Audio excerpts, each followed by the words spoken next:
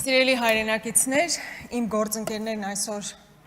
խոսեցին այն մասին, որ նախագահ Քոչարյանը կալանավորված է, նրա որդին կալանավորված է,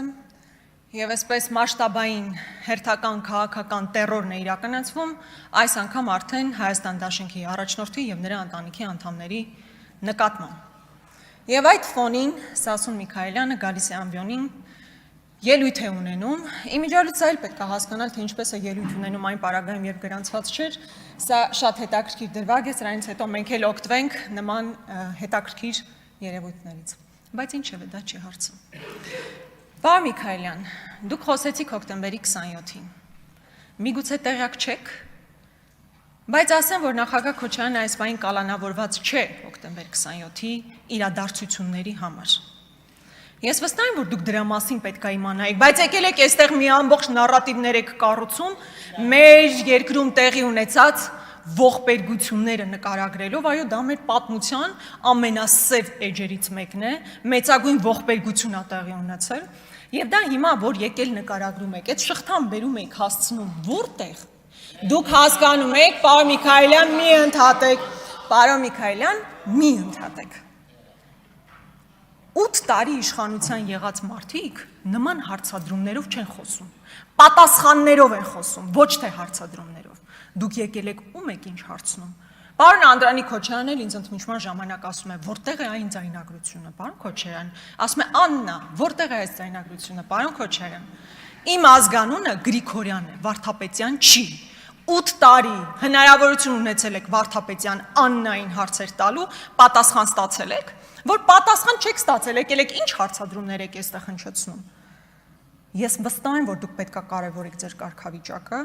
ձեր համապատասխան հանձնաժողովի ղեկավար լինելու հանգամանքը, բայց լավ, դա էլ երկրորդական։ Պարոն Միքայելյան, ինչպես ասեցի, իսկապես մեր պատմության ամենասև էջերից մեկն է եղել։ Եվ հոկտեմբերի 27-ից հետո նախագահ Քոչարյանի առաջարկով վարչապետ է նշանակում, ես խնդրում եմ ապահովել լռությունը։ Հոկտեմբերի 27-ից հետո վարչապետ է նշանակվում նախագահ Քոչարյանի առաջարկով Արամ Սարգսյանը։ Պատահական մարդ չէր Արամ Սարգսյանը, Վազգեն Սարգսյանի եղբայրն էր։ Եվ դա ինչ նպատակ ուներ։ Քաղաքական ժեստ էր, որպեսզի այն մարդը, ով ամենաշատը պետք է հետաքրքրված լիներ նման ողբերգության բացահայտմամբ, իրականում տեղ չթողներ կասկածի, որ կբացահայտվի։ Այն ժամանակ դատախազով է նշանակվում, Գագիկ Ջահանգիրյանը, այդ հարցադրումները ինձ տալու փոխարեն Գագիկ Ջահանգիրյանին տվեք, Բորիս Նազարյանին տվեք։ Ընդհանուր առմամբ ողբերգությունից հետո կարևորագույն պաշտոններին նշանակվում են մարդիկ, ովքեր ոչ թե Ռոբերտ Քոչարյանի մարդիկ էին, ովքեր պետքա պարտակ էին, այլ մարդիկ էին, ովքեր ուղիղ հետաքրքրվածություն ունեին ողբերգության բացահայտման մեջ։ Եվ եղավ այն ինչ եղավ, Նայիրի Հունանյանն այսօր ԱԱԾ պատվալում է։ Եթե նոր բան կար բացահայտելու, բա ինչ էիք անում այսքան ամբողջ ժամանակահատվածում, ու հիմա գալ մի ամբողջ ելույթ կառուցել, տպավորություն թողնելով, որ հենց այդ ողբերգության համար է հիմա նախագահ Քոչարյանը կալանավորված չէ, դուք ձեզ համար ուղղակի եզակի այսպես քարտ կլիներ ձեր ձեռքին, եթե դուք կարողանայիք նման այդ առիթով ինչ-որ բան գտնեիք, որ նախագահ Քոչարյանին կալանավորիք, այդպես չի։ Ձեր անմիջական մտերիմ մարդիկ նշանակվել են ամենապատասխանատու պաշտոններին, որպեսզի կարողանան բացահայտել գործը, եւ գործը բացահայտված այնքանով, որքանով այս բան բացահայտված է, եւ եթե դուք արտաքին հետքն եք փորձում փնտրել, ես ոնց հասկացա, փորձում եք դրան էլ տանեիք։ Ինչ որ անհասկանալի հավանաբար ադրբեջանական կայքի մեջ վերում էիք անում, ես չհասկացա էլ դա ինչ է։ Ես ի տարբերություն ձեզ ադրբեջանական կայքից մեջ վերում չեմ անի, այլ Վազգեն Սարգսյանի հարազատ եղբոր Արմեն Սարգսյանի մի միտքը հնչեցնեմ արտաքին հետքի հետ կապված, մասնավորապես նա ասում է հետևյալը. այն արտաքին ուժերը, ովքեր կազմակերպեցին հոկտեմբերի 27-ը, կանգնած են այսօրվա իշխանության թիկունքին։ Ես չգիտեմ Արմեն Սարգսյանը ճիշտ է թե սխալ է։ Ես չգիտեմ Արմեն Սարգսյանը ում նկատի ունի։ Բայց Արմեն Սարգսյանը Վազգեն Սարգսյանի եղբայրն է։ Արմեն Սարգսյանը իր հարազատ եղբայրն է եւ Ներողություն, հարգելի գործընկերներ, մի միջամտեք, Էդգար Ղազարյանն էլ երկրորդ նախազգուշացումը իր տեղից արված արտահայտության համար։ Եթե մի հատ էլ Էդգար Ղազարյանը տեղից խոսի, ինքը վստահաբար կհասկանա, որ նախագահող կա, որը իրան դուրս կհանի այս դահլիճից։ Շարունակեք Տիկին Սասո Միքայելյանը կարծես թե բավականին ավելի հաճախ էր, բայց ես խնդիր չունեմ։ Ավելացրեք ժամանակը Տիկին Գրիգորյանին 2 րոպե։ Իմ ասացի ընդհանուր տրամաբանությունը դա էր, պարոն Միքայելյան։ Մեր մութ էջերը, սև էջերը, ողբերգությունները ցավոք սրտի տարիներ շարունակ միայն շահարկման առիթ են եղել։ Ոչ թե իրական բացահայտումների հետևից գնալու, իրական մեղավորների պատժվելու, այլ ուղղակի քաղաքական ցավոք սրտի, քաղաքական դիվիդենդ ստանալու համար շահարկման առիթ են եղել։ Եվ ինչպես ասեցի, այն մարդիկ, ովքեր ձեր անմիջական շրջապատում գտնվող մարդիկ են եղել, եւ այն նշանակված են եղել կարևոր պաշտոնների, ովքեր պետքա բացահայտեն եւ չեն բացահայտել։ Պարոն Միքայելյան, ինձ համար ականջ ծակեց, գիտեք նաեւ որ նախադասությունը, որ ասում եք այն տարածքը Արցախին նկատի ունենալով, որի համար կյանք ենք տվել մենք բոլորս։ Բա ուր այդ տարածքը, որի համար մենք բոլորս կյանք ենք տվել։ Եվ դուք այսօր Արցախյան կորստից հետո, ողբերգությունից հետո մի բառ, առաջին ձեր ելույթն է, մի բառ չեք ասում դրա մասին։ Էլի հոկտեմբերի 27, Արցախի մասին չեք ասում, էլի հոկտեմբեր 27 եք ասում։ Դա ցավալի է ու ձեզ եմ ասում, ցանկացած մեկին դա չէի ասի։ Ցանկացած մեկին չէի ասի, որովհետև իրանք այդքան կապ չունեն, եթե ընդհանրապես կապ ունեն Արցախի հետ։ Դուք կապ ունեք։ Եվ այսօր ձեր առաջին ելույթին դուք էլի Ռոբերտ Քոչարյան, դուք էլի հոկտեմբերի 27, էլի մարտի 1, մեր այով մութ վատ էջերն են։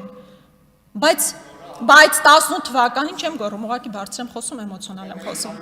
Պարոն Միքայելյան, ձեզ նախազգուշացում եմ հայտարարում, հերիքա տեղից ընդհատեք, մի ընդհատեք տեղից, մի ընդհատեք։ 18 թվականին մի նախադասություն ասացի, կարծում եմ հետո ճակատագրական եղավ։ Բարաստիկ հեղափոխությունը ավելի կարևոր է, քան Արցախյան հերոսամարտը։ Նո կոնտեքստը դա եղել կներեք, եթե բառացի չեմ աճվել։ Դուք էլ մեր ցուցակում եք այդ ժամանակ, կարող եք ձեր դժգոհության ձայնը բարձրացնել, բայց մի ընդհատեք, պարոն Միքայելյան, ես էլ չպիտի ընդհատեմ։ Շարունակեք Տիկին Գրիգորյան, ավելացրեք Տիկին Գրիգորյանի ժամանակը 2 րոպեով։ Ես առաջարկում եմ դուք ինքներդ ձեզ նկատողություն անեք։ Ես արդեն ձեր առաջարկն ուշացած է, ես արդեն արեցի։ Շարունակեք ձեր ելույթը։ Ես այդ իմիջելուց այդ նախադասությունը, որ ասում եք, ես ուզում եմ հասկանալ, քանի տարի պետք է անցնի, որ անդադ այդ 18 թվականի մեր ցուցակում է։ Հասկանում եք ինչքան էժան է դա արդեն հնչում։ Ես խոսում եմ նրա մասին, որ հայտարարություն ա եղել, որ Արցախյան հերոսամարտը ավելի կարևոր է, քան հեղափոխությունը ավելի կարևոր է, քան Արցախյան հերոսամարտը։ Դրան իբր հակաարգումենտ ասում է 18 թվականի մեր ցուցակ։ Լավ, հոգնեցինք, զզվեցինք իսկականից այդ հայտարարություններից։ Բայց իսկապես ինձ համար շատ ցավալի էր պարոն Միքայելյանի այդ հայտարարությունը, որովհետև իր քաղաքական ուժի ղեկավարը ուղիղ պատասխանատու եւ ուղիղ մեղավոր է, ինչպես դուք եք ասում, այն տարածքի կործանման համար, որի համար դուք կյանք եք տվել։ Մեր տղաներն են իրենց կյանքը տվել, Եռաբլուրում հանգչող տղաներն են իրենց կյանք տվել։ Բայց ոչ մի բառ դրա մասին եւ նորից հոկտեմբերի 27, որի մասին մենք բոլորս գիտենք, լսել ենք 1000 անգամ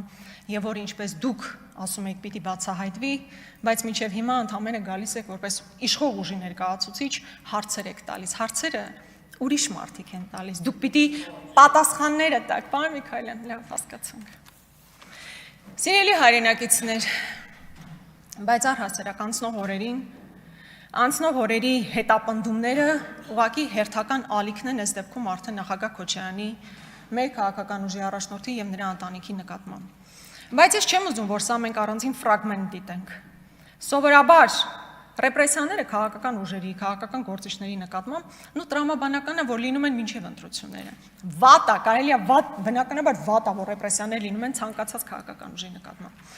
Բայց հարց է առաջանում. ինչու պետք է իշխանությունը, որ վերարտադրվել է, ինչու պետք է մարդը, որ արդեն ամբողջական լծակներ ունի իշխանության, կարող է արտաքին քաղաքականություն վարել, այստեղ մեծամասնություն ունի, ինչու է գնում ռեպրեսիաների, ինչու է մեկուսացնում բոլոր հիմնական ընդդիմադիր ուժերի առաջնորդներին։ Սամվել Կարապետյանը տնային կալանքի տակ է, Գագիկ Ծառուկյանը կալանքի տակ է, հիմա էլ նախագահ Քոչարյանը։ Սիրելի հայրենակիցներ, իսկապես նախագահ Քոչարյանի մասին չի իմ ելույթը։ Խնդիրն այն է, որ մեզ բոլորիս տանում են նոր զիջումների, նոր էական, կենսական նշանակություն ունեցող զիջումների եւ այդ ֆոնին պետք է վախի մթնոլորտ տարածել, մեկուսացնել հիմնական քաղաքական ընդդիմադիրներին, որպեսզի կարողանան իրենց համար դրված խնդիրը, իսկ իրենց արժեվ ով է դրել այդ խնդիրը, բնականաբար Իլհամ Ալիևը, այդ խնդիրները պետք է լուծեն։ Եվ խնդիրների հիմքը մի նախադասություն էր, մի հայտարարություն էր նաև Նիկոլ Փաշինյանի, որ հնչեց նախընտրական շրջանում, իմիջիայլոց իմ առաջին հարցադրումը Ռուբեն Ռուբինյանին հենց դրա մասին էր։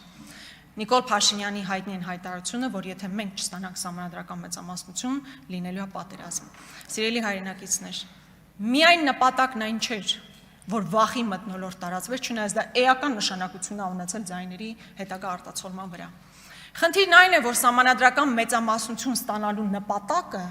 սահմանադրության փոփոխությունն է, որը ժողովուրդը կրկնում եմ նորից ձեզ չի վստահել սահմանադրություն փոխելու։ Եվ սահմանադրական փոփոխությունները լինելու են առաջիկա ժամանակահատվածի